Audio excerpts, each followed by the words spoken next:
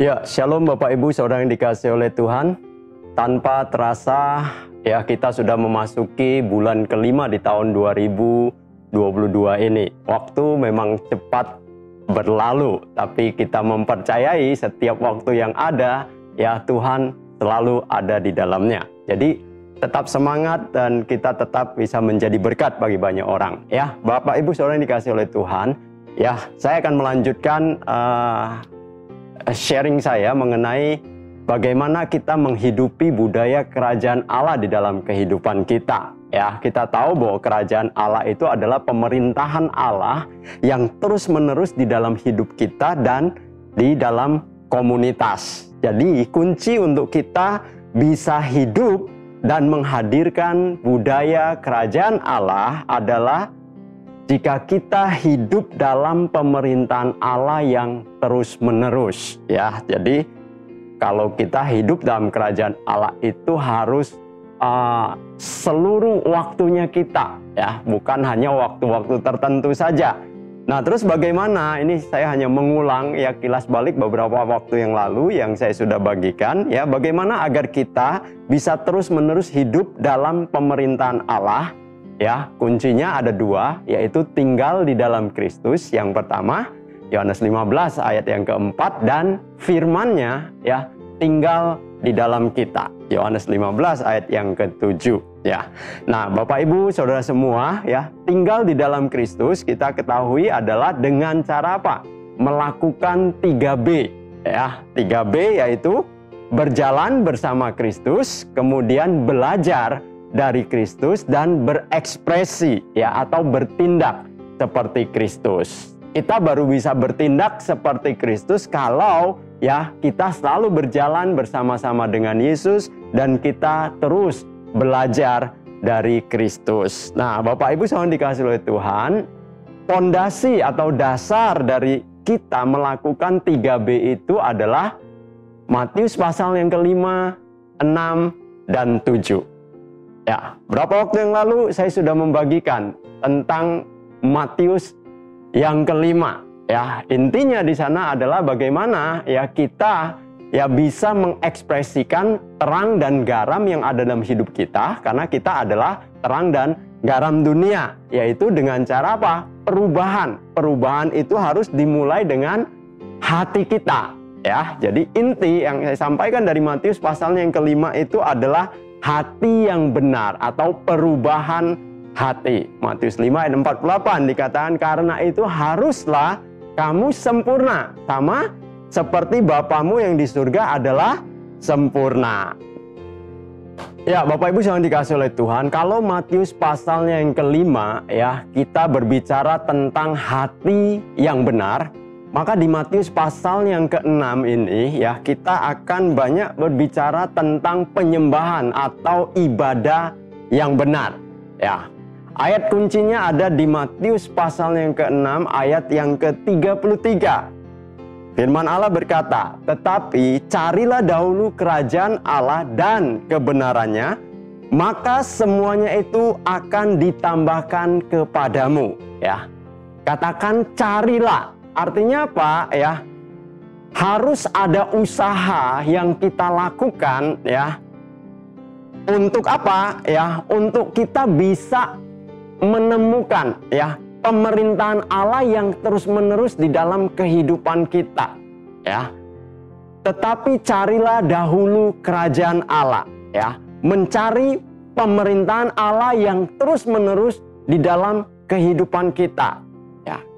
Butuh apa? Butuh bagian yang harus kita lakukan. Tadi masih ingat saya katakan untuk kita tinggal di dalam Kristus, ya kita harus melakukan proses 3B.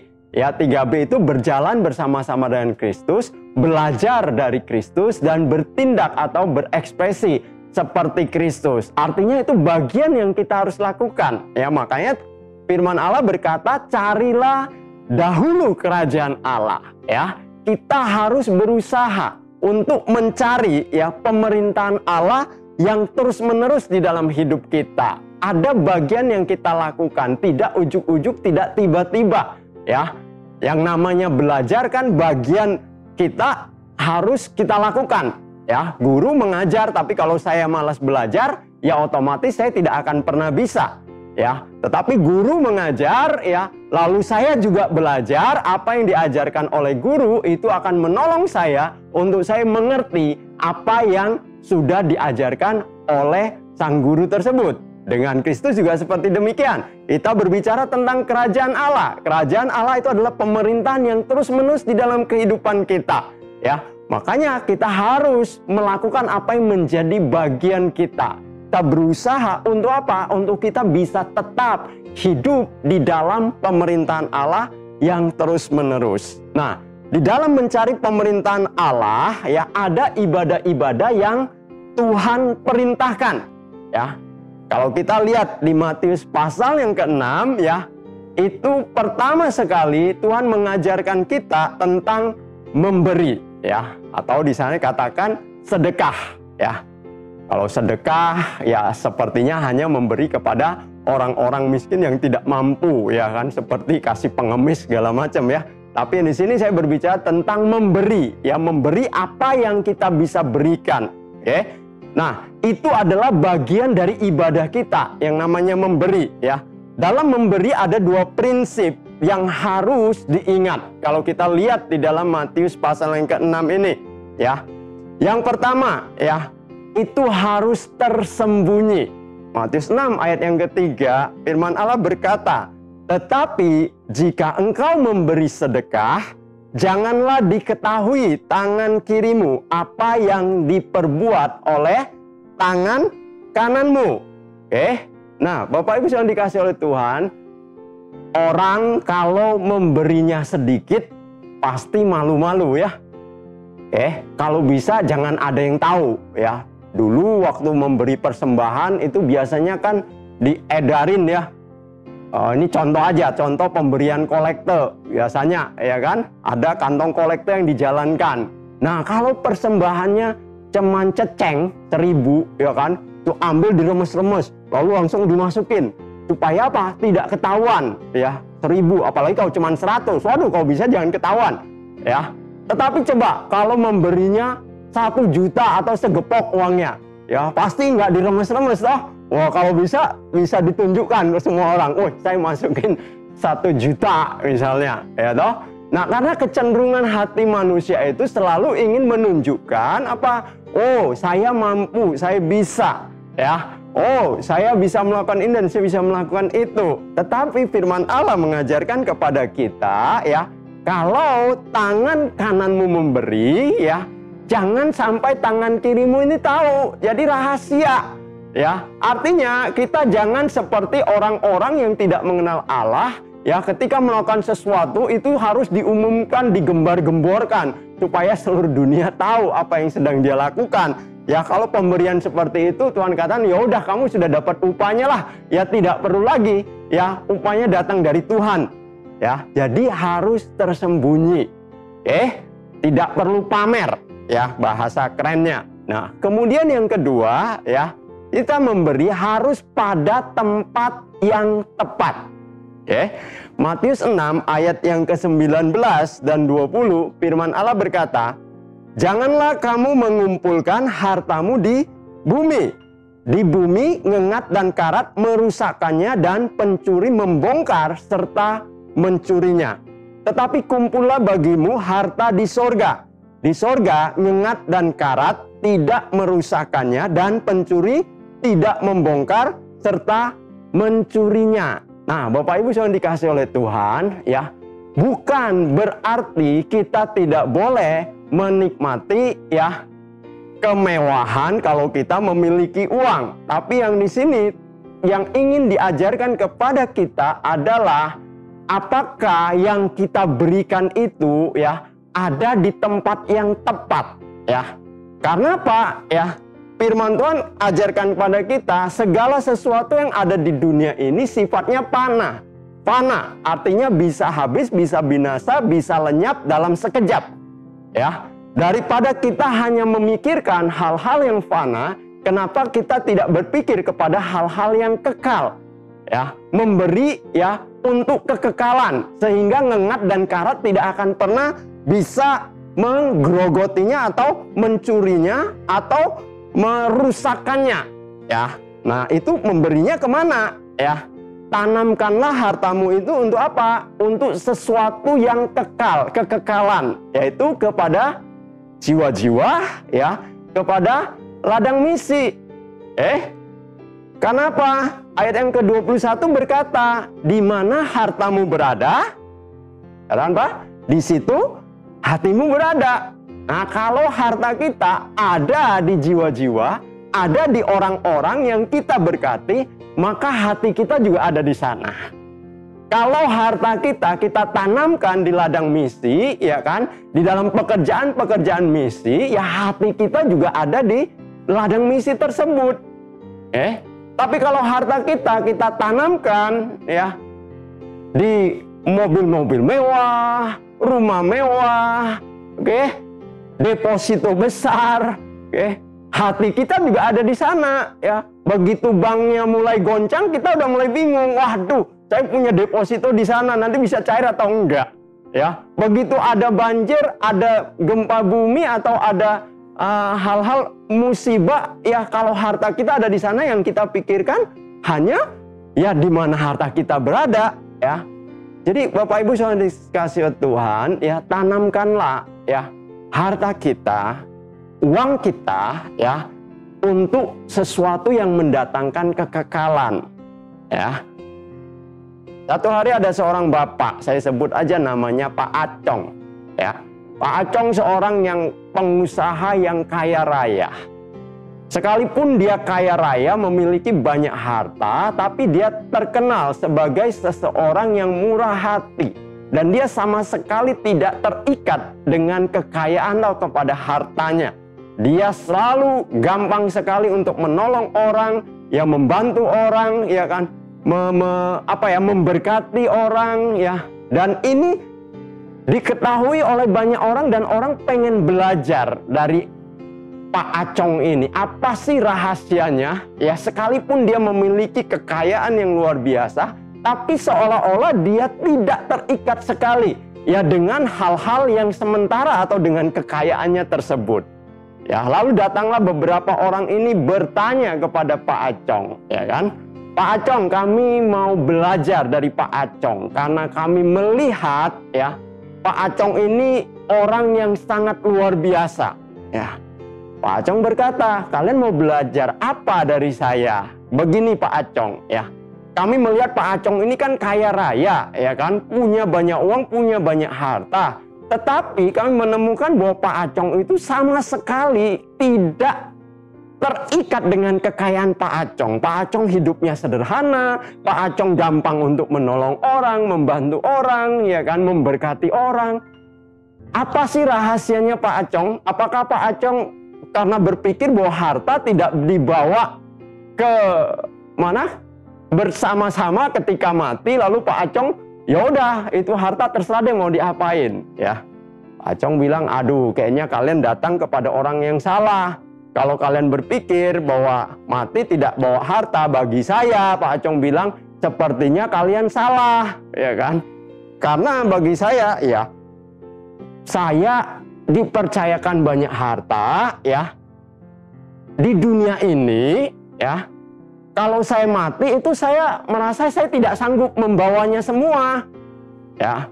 Makanya selama saya masih hidup, ya, harta saya itu saya titipkanlah. Saya titipkan ke panti jompo, saya titipkan ke panti asuhan, saya titipkan ke pekerjaan misi, saya titipkan ke ladang pelayanannya Tuhan, ya kan. Saya titipkan kepada orang-orang, saya bisa titipkan, ya. Kenapa? Karena saya tidak bisa membawa semuanya.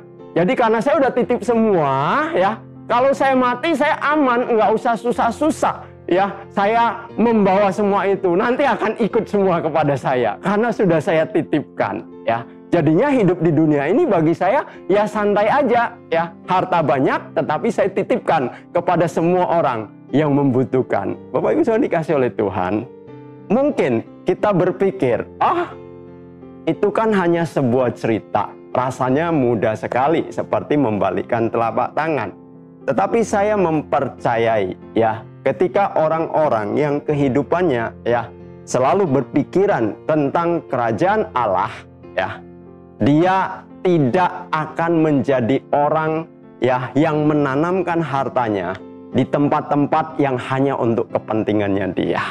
Sama seperti Pak Acong tadi, dia menanamkan hartanya ya di dalam kehidupan orang-orang yang dia tahu itu akan membawa kekekalan. Ketika dia taruh di panti asuhan, dia tahu ada generasi-generasi berikutnya yang akan diberkati. Satu hari akan ada orang-orang yang mengasihi Tuhan lahir dari generasi itu. Ketika dia menanamkan hartanya di ladang pelayanannya Tuhan, di ladang misi, dia tahu itu menjadi proses untuk apa? Menolong orang-orang juga bisa mengalami kerajaan Allah di tengah-tengah kehidupan mereka. Ketika dia menitipkan hartanya kepada siapapun, ya dia selalu memikirkan sesuatu karena itu bisa menghadirkan dampak kekekalan. Ya, jadi ya prinsip dalam memberi sekali lagi harus tersembunyi. Ya, kemudian yang kedua pada tempat yang tepat.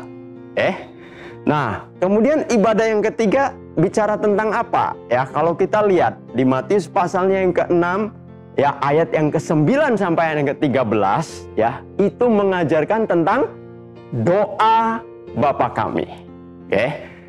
Dari Bapak Ibu yang dikasihi oleh Tuhan, ya, dalam mencari pemerintahan Allah, ya, ibadah berikutnya yang Tuhan perintahkan itu adalah di dalam hal berdoa.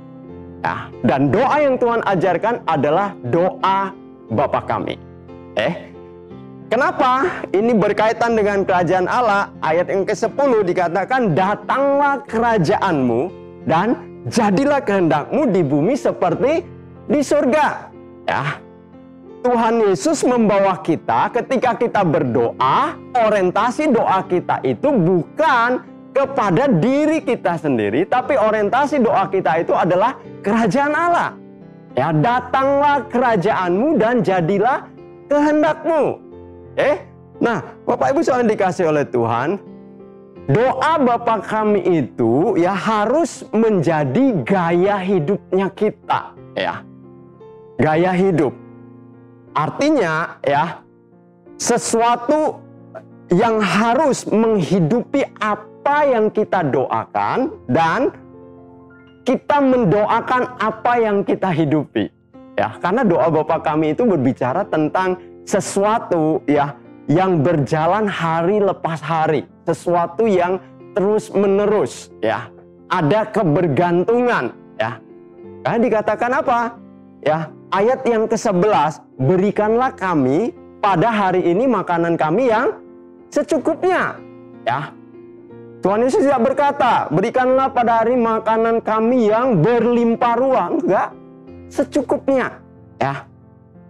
Tujuannya apa? Supaya tiap hari ya kita selalu ya terhubung dengan Allah, kita selalu berdoa kepada Allah dan membawa kita untuk kita tetap sadar hidup di dalam pemerintahnya Allah.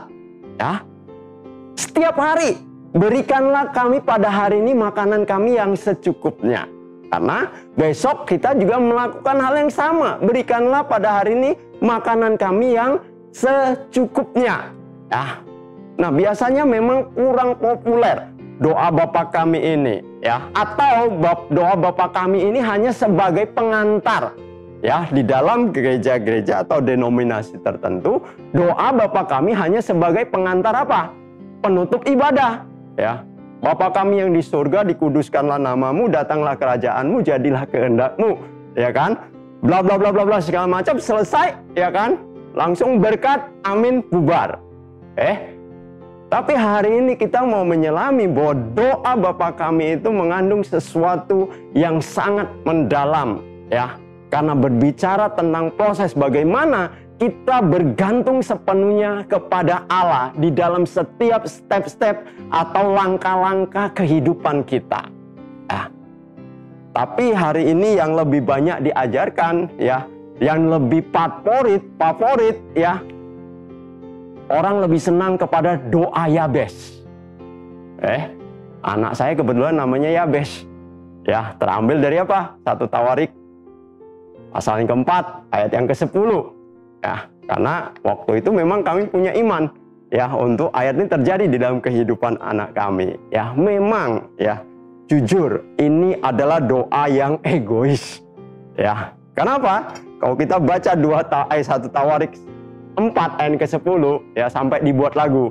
Kiranya Engkau memberkati aku melimpah-limpah. Nah, doa Bapa kami adalah berikanlah kami pada hari ini makanan kami yang secukupnya. Sangat bertentangan, berlawanan. Tapi orang lebih tertarik kepada apa? Sesuatu yang berlimpah-limpah.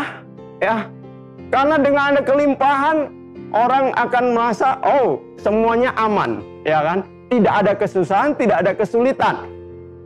Makanya doa Yabes lebih terkenal dibahas dibanding doa Bapa kami. Ya, tapi hari ini saya katakan, apa yang Tuhan Yesus ajarkan kepada kita, ya, kalau engkau berdoa, doa Bapa kami, itu menunjukkan kebergantungan kita kepada Allah di dalam setiap detik kehidupan kita.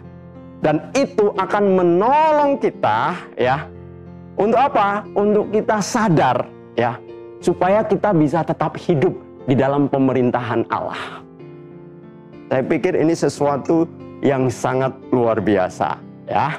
Nah, kemudian ibadah apa lagi? Matius pasal yang ke-6, ayat yang ke-16 sampai 18, ya, itu berbicara tentang berpuasa. Ya, puasa adalah bagian dari ibadah, ya, yang harus kita lakukan di dalam kehidupan kita supaya kita tetap bisa hidup di dalam pemerintahan Allah di dalam kehidupan kita. Ya, puasa. Nah, Bapak bisa dikasih oleh Tuhan, musuh yang paling besar, ya, di dalam kerajaan Allah itu bukan iblis. Iblis mah kecil, keok, dari dulu dia juga tidak pernah menang. Ya, tetapi tahukah kita musuh yang paling besar, ya, bagi kerajaan Allah itu adalah egonya kita. Lawan dari kerajaan Allah itu adalah ego. Nah, dengan berpuasa itu akan menolong kita untuk apa? Untuk kita mengalahkan, bahkan kita bisa menaklukkan egonya kita, kedagingannya kita. Buat puasa yang seperti apa? Ya, Bapak Ibu yang dikasih oleh Tuhan, ya, orang bisa memakai berbagai macam metode mereka tentang berpuasa. Ya, tapi yang paling penting adalah tujuan berpuasanya itu apa? Ya, caranya, ya, mau caranya Musa, boleh, atau caranya Tuhan Yesus, 40 hari, 40 malam, tidak makan dan tidak minum. Apakah saudara kuat? Ya, kalau tidak kuat, saudara bisa memilih puasanya Esther, ya, 3 hari, 3 malam, tidak makan, tidak minum. Ya, apakah saudara kuat? Tidak kuat. Saudara bisa memilih puasanya Daniel, ya, hanya berpuasa makanan-makanan tertentu, ya, atau puasa vegetarian. Ya, Daniel cuma makan sayur-sayuran saja dan minum, tidak makan daging-daging. Atau berpuasa yang lain, ya, engkau hanya makan sehari sekali, ya kan, boleh makan, boleh makan itu mau tidak puasa, boleh minum, ya kan, tapi tidak makan, bukanya cuman sekali aja, ya, mau 40 hari, mau 30 hari, ya mau 10 hari, silakan. Ya, intinya adalah tujuan ketika kita berpuasa adalah kita merendahkan diri kita di hadapan Tuhan. Untuk apa? Untuk kita menaklukkan kedagingan kita, menaklukkan ego kita, ya, supaya hidup kita bisa diperintah oleh Roh Allah yang ada di dalam diri kita. Jadi jangan tanya metodenya, terserah. Ya, Tuhan tidak pernah memusingkan metode apa yang kamu gunakan. Ya, tetapi Tuhan lebih tertarik kepada hatimu ketika engkau melakukannya. Karena Tuhan lebih, ya, tertarik untuk perubahan itu dimulai dari hati kita. Jangan kita seperti orang munafik. Jangan kita seperti ahli-ahli Taurat dan orang-orang Farisi. Kalau berpuasa lalu memasang muka, ya, yang letih lesu, ya, letoy dan segala macam, kelihatan bahwa dia lagi berpuasa, ya, lagi kesusahan, ya kan? Jangan. Ya, Tuhan tidak mau yang seperti itu. Tuhan ingin lihat hatimu ketika engkau berpuasa. Ya, oke. Nah, Yang terakhir, Bapak Ibu yang dikasih oleh Tuhan, ya, yaitu ini termasuk bagian dari ibadah, ya, dikatakan menang atas mamon. Kenapa mamon dimasukkan menjadi bagian dari proses, ya, ibadah tersebut? Ya, ingat, Bapak Ibu, ketika seseorang ibadah atau menyembah, maka ada sesuatu yang dia sembah. Kalau kita beribadah kepada Tuhan, maka Tuhanlah yang menjadi Allahnya kita. Kristus yang menjadi Allahnya kita. Nah, di dalam Alkitab, Tuhan Yesus hanya membandingkan, ya kan? Membandingkan Allah dengan mamon saja. Tidak dengan yang lain. Jadi Bapak Ibu saudara yang dikasih oleh Tuhan, mamon ini penting. Karena kalau, ya, kita terikat kepada mamon atau kepada uang, maka dia akan menjadi ilah yang kita sembah di dalam hidup kita. Artinya Tuhan pasti akan tersingkirkan dari keberadaan kita. Matius 6 ayat yang ke-24. Firman Allah berkata, "Tak seorang pun dapat mengabdi kepada dua tuan. Karena jika demikian, ia akan membenci yang seorang dan mengasihi yang lain. Atau ia akan setia kepada yang seorang dan tidak mengindahkan yang lain. Kamu tidak dapat mengabdi kepada Allah dan kepada mamon." Ya. 1 Timotius 6 ayat yang ke-10 berkata, ya, cinta akan uang adalah akar dari segala kejahatan. Oleh sebab itu, menang atas mamon menjadi satu proses yang penting untuk apa? Bapak Ibu yang dikasih oleh Tuhan, untuk kita bisa, ya, tetap mengizinkan atau tetap tinggal, ya, di dalam pemerintahan Allah yang terus-menerus di dalam kehidupan kita. Iya, kitab 1 Timotius 6 ayat ke-10 sudah mengingatkan kita bahwa cinta akan uang itu adalah akar dari segala kejahatan. Kita tahu bahwa selama kita hidup di dunia ini, ya, kita pasti membutuhkan uang. Tetapi uang, ya, akan menjadi hamba yang baik, ya, kalau kita bisa mengelolanya atau ketika kita berkuasa atas dia. Tetapi dia akan menjadi tuan yang jahat kalau kita dikuasai oleh dia, ya. Ada sebuah puisi yang saya pikir ini cukup baik sekali berbicara tentang uang, ya. Dikatakan demikian, ya. Namaku uang. Atau biasa dipanggil duit.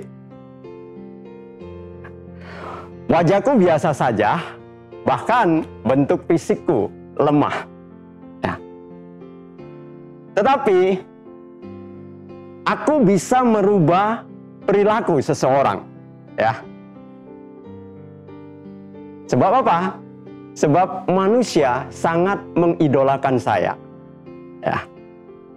Banyak orang berubah kepribadiannya, bahkan bisa mengkhianati temannya, menjual tubuhnya, bahkan meninggalkan keyakinannya hanya demi aku, uang. Aku tidak mengerti perbedaan antara orang yang saleh dan orang yang bejat. Tetapi manusia memakai aku menjadi patokan derajat seseorang, ya, menentukan seseorang kaya atau miskin, terhormat atau hina. Aku bukan iblis, tetapi sering orang melakukan kekejian dan kejahatan demi aku. Aku juga bukan orang ketiga, tetapi banyak suami dan istri pisah gara-gara aku. Keluarga, kakak beradik berantem, itu gara-gara aku. Bahkan orang tua dengan anaknya, ya, itu saling membenci juga karena aku. Sangat jelas, aku ini bukan Tuhan, ya. Tetapi banyak orang yang menjadi hambaku. Sekalipun mungkin mereka menyebut dirinya hamba Tuhan, tetapi sesungguhnya ada di antara mereka yang justru menjadi hamba uang. Seharusnya aku melayani semua manusia, tetapi kenapa malah manusia yang melayani aku dan menjadi budakku? Aku tidak pernah mengorbankan diriku, tetapi banyak orang rela mati hanya demi aku. Uang sesuatu yang sangat mengerikan ketika dia menjadi tuan atas hidup kita. Oleh sebab itu, kita harus menang atas Mammon. Matius 6 ayat yang ke-25. Firman Allah berkata, "Karena itu aku berkata kepadamu, janganlah khawatir akan hidupmu, akan apa yang hendak kamu makan atau minum, dan janganlah khawatir pula akan tubuhmu, akan apa yang hendak kamu pakai. Bukankah hidup itu lebih penting daripada makanan, dan tubuh itu lebih penting daripada pakaian?" Ya. Matius 6 ayat 25 dimulai dengan kata "karena itu". Ya, karena apa? Ya, karena yang tadi Tuhan mengingatkan di ayat sebelumnya, ayat 24, ya. Jangan sampai seseorang itu mengabdi kepada dua tuan, ya. Dan menjadikan Mammon itu Allah dalam hidup dia. Kamu tidak dapat mengabdi kepada Allah dan kepada Mammon, ya. Karena itu, ayat yang ke-25-nya, aku berkata kepadamu, janganlah kamu khawatir. Jadi khawatir di sini adalah berkaitan dengan uang. Bapak Ibu yang dikasih oleh Tuhan, kita harus jujur. Berapa banyak orang yang merasa cukup di dalam kehidupan mereka? Kecenderungan manusia selalu merasa kurang dan kurang. Mereka selalu ingin lebih, dan lebih lagi. Ya. Sudah punya rumah, satu pengen dua. Punya mobil satu, pengen dua. Ya. Atau udah punya mobil, pengen yang lebih bagus lagi. Sudah punya rumah bagus, ingin yang lebih bagus. Ingin yang lebih besar. Sudah punya satu usaha, pengen dua usaha, pengen tiga usaha. Ya. Punya gaji 1 juta, pengen yang 5 juta. Sudah ada yang 5 juta, pengen yang 10 juta. Ada 10 juta, pengen yang lebih lagi, lebih lagi. Ya, itu kecenderungan manusia. Ketika manusia tidak bisa bersyukur untuk kehidupan dia, maka mereka akan selalu kurang dan kurang. Ya. Oleh sebab itu, mereka akan sangat mudah sekali jatuh ke dalam apa? Ya, dosa cinta akan uang. Oh, Pak Doni, kan semua orang pengen kaya. Ya, saya sudah jelaskan dulu. Kaya itu relatif. Ya, ada orang merasa dirinya sudah kaya. Ya, sekalipun mungkin dia tidak punya banyak harta, tetapi dia punya banyak waktu, kesempatan bersama-sama dengan keluarganya.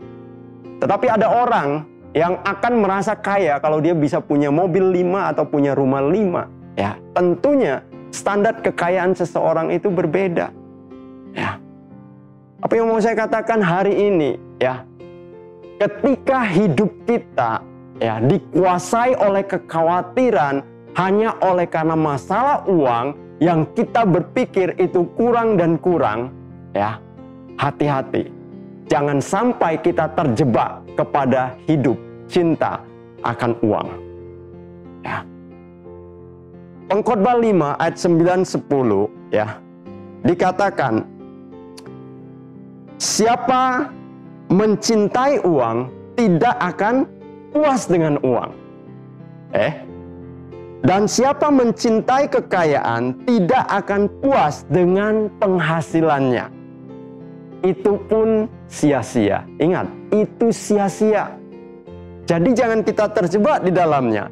Dengan bertambahnya harta, bertambah pula orang-orang yang menghabiskannya. Dan apakah keuntungan pemiliknya selain daripada melihatnya saja? Ya, nggak ada keuntungan apa-apa kalau kita hanya mengejar kekayaan. Ya. Karena itu, firman Allah berkata, aku berkata kepadamu, janganlah kamu khawatir ya akan hidupmu. Akan apa yang hendak kamu makan atau minum, Ya jangan khawatir pula akan tubuhmu, akan apa yang hendak kamu pakai, ya kan? Bukankah hidup ini lebih penting dan tubuh ini juga lebih penting? Ya, hidup lebih penting daripada makanan dan tubuh lebih penting daripada pakaian. Jadi jangan kita terikat ya dengan uang. Tapi kan kita harus bekerja. Iya, saya setuju. Ya, bukan berarti kalau kita tidak khawatir lalu kita tidak lakukan apa-apa. Ya, jangan salahkan ya firman yang berkata, lihat burung di udara aja Tuhan pelihara. Berarti kita nggak usah ngerja apa-apa dong Pak Doni. Nggak juga ya. Burung memang Tuhan pelihara, tapi burung kerja nggak?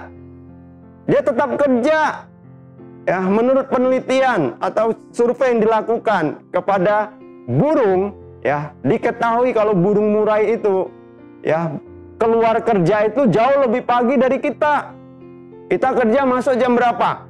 Kami di sekretariat masuk jam 9, pulang jam 5. Ya. Berapa jam cuman? 8 jam. Ya, 8 jam. Tahukah Bapak Ibu, burung murai itu bekerja itu 19 jam.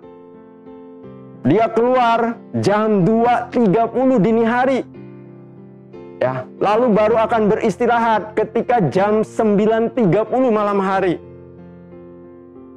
19 jam. Dan dia pulang pergi, bawa makanannya. Kalau sudah ada anakannya menetas, itu memakan waktu sebanyak lebih kurang 200 kali pulang pergi. Nggak tahu itu terbangnya berapa jauh, tapi paling tidak 200 kali dia pulang pergi ke sarangnya, lalu balik mencari makan lagi, balik lagi ke sarangnya 200 kali. Burung juga bekerja. Hanya ya, ingat ya, burung itu mencukupi hari lepas hari. Sama seperti doa yang Tuhan Yesus ajarkan. Berikanlah pada hari ini makanan kami yang secukupnya. Jadi tiap hari dia bekerja. Dan tiap hari Tuhan cukupi. Tuhan pelihara. Kita juga harus demikian. Ya. Tiap hari kita juga harus bergantung sepenuhnya kepada Tuhan. Bukan kepada kekayaan kita. Bukan kepada harta kita. Bukan kepada uang kita. Karena dalam sekejap itu bisa lenyap, bisa habis. Ya, tetapi Allah kita, sang sumber dari apa yang kita butuhkan, ya, itu tidak pernah berubah. Dahulu, sekarang, bahkan sampai selama-lamanya. Jadi Bapak Ibu saudara dikasih oleh Tuhan, hari ini ya, jangan sampai kita khawatir akan kehidupan kita oleh karena uang, ya, berapa banyak uang yang kita miliki. Sekali lagi saya katakan, ada orang yang cukup dengan 1 juta dalam hidupnya, tetapi ada orang yang merasa kekurangan sekalipun dia memiliki ratusan juta di dalam kehidupannya. Ya, kamu mau pilih yang mana? Ya, oh Pak, saya mau pilih yang ada 100 juta, tapi saya tetap bisa menikmati hidup saya. Ya, semua orang juga maunya seperti itu. Tapi hati-hati, jangan sampai kita terjerat ya dengan cinta akan uang itu. Ya, banyak orang pengennya gampang, ya tapi pengen hasil yang besar. Ya, semua orang juga pengen seperti itu. Hati-hati, ya. Makanya karena itu aku berkata kepadamu, jangan khawatir akan hidupmu. Ya, doalah kepada Bapamu di surga. Ya, berikanlah pada hari ini makanan kami yang secukupnya, supaya kita tetap punya hati untuk bergantung sepenuhnya kepada Allah. Kita melakukan apa yang menjadi bagian kita bekerja, kita berusaha, ya, berkat datangnya daripada Allah. Nah, Bapak Ibu saudara yang dikasih oleh Tuhan, bagian dari kita hidup di dalam budaya kerajaan Allah adalah ketika kita memiliki ya penyembahan atau ibadah yang benar di hadapan Allah. Matius pasal yang ke-6 sudah mengajarkan kita ya, proses ibadah itu berbicara tentang ya ketika kita memberi ya. Kemudian ketika kita berdoa ya.